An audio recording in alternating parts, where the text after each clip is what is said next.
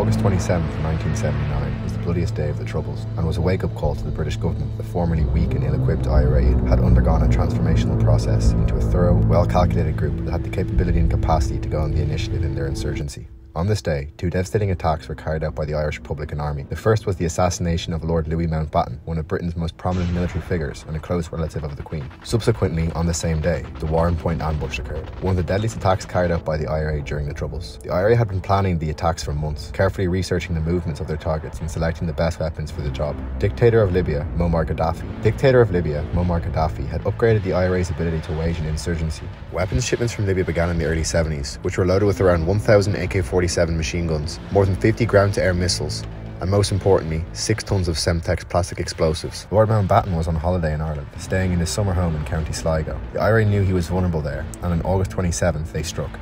At around 11:30 AM, Lord Mountbatten and his family set out on a fishing trip aboard his boat, the Shadow 5. Dickie Mountbatten, cousin of the Queen and Earl of Burma, had been staying at their country home in County Sligo in the Republic of Ireland. 15 minutes after setting sail, a planted bomb was activated by 2 members of the Provisional IRA. 50 pounds of gelignite exploded, sending showers of timber, metal, cushions, life jackets and shoes into the air. Just 2 hours later, the IRA struck again, this time in Warrenpoint, County Down. The ambush took place on the A2 road at Narrator Castle, just outside Warrenpoint, in the south of County Down in Northern Ireland.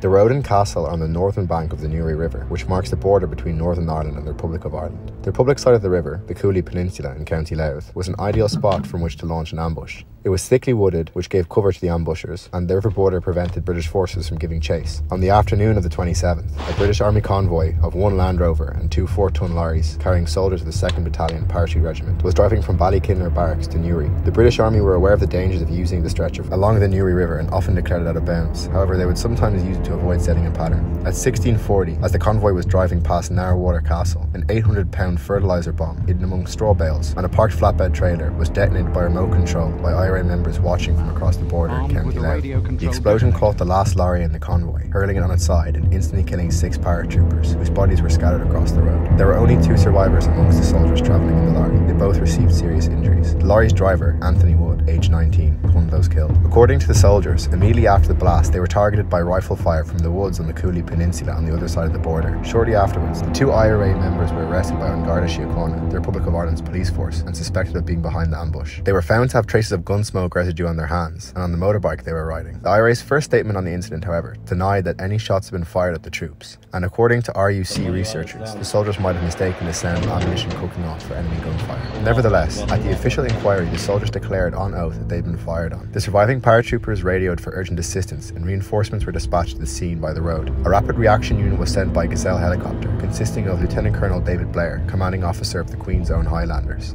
his signaller, Lance Corporal Victor McLeod, and army medics. Another helicopter, a Wessex, landed to pick up the wounded. Colonel Blair assumed command once at the site. The IRA had been studying how the British Army behaved after a bombing and correctly predicted that they would set up an Incident Command Point, or ICP, at the stone gateway on the other side of the road.